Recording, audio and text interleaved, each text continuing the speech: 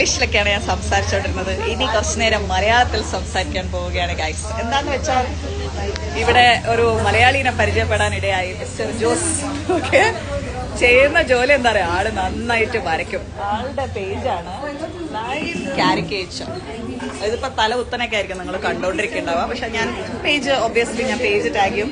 ഇതിലെ സർപ്രൈസ് എന്താ അറിയോ, ജോസ് ആദ്യം എൻ്റെ അടുത്ത് പറഞ്ഞു ഞാൻ സംസാരിക്കൂല, ഒന്നും ചെയ്യില്ല, ഒരു ഫോട്ടോ മാത്രമേ എടുക്കുള്ളൂ. ഭയങ്കര കർശനമായ നിയമമായതുകൊണ്ട് ആളൊന്നും സംസാരിക്കില്ല എന്ന് പറഞ്ഞു. പക്ഷെ ചില കാര്യങ്ങൾ നമ്മൾ സംസാരിക്കേണ്ട കാര്യങ്ങളില്ല.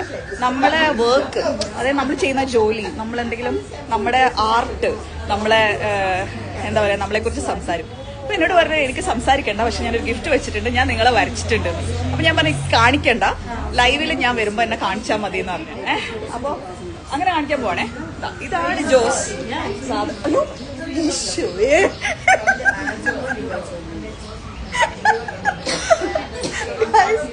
I can't stop laughing. ഇത് ഞാനാണ്. നല്ല മാച്ച് അല്ലേ? കറക്റ്റ്.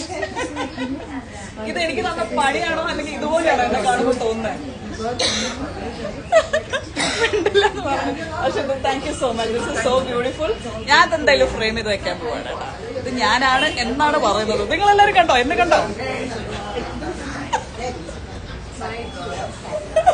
എന്നെ കണ്ടപ്പോ ജോസിന് ഇങ്ങനെയാണ് തോന്നിയത് ഗൈസ്. പക്ഷെ നിങ്ങൾ ആ പേജിൽ പോയി നോക്കണം കേട്ടോ, ഒരുപാട് വർക്ക് ഉണ്ട്. അല്ലെങ്കിൽ കാരിക്കേച്ചേഴ്സ് ഇങ്ങനെ ആയിരിക്കാം. കണ്ടോ, ഈ പേജിൽ നിങ്ങൾ കയറി നോക്കിയാൽ you will get the details കേട്ടോ. Thank you. ഇനിയും ഞാൻ കുറെ വരാം. ജോസ് സംസാരിക്കില്ല എന്ന് പറഞ്ഞുകൊണ്ടാണ്. Thank you Jose.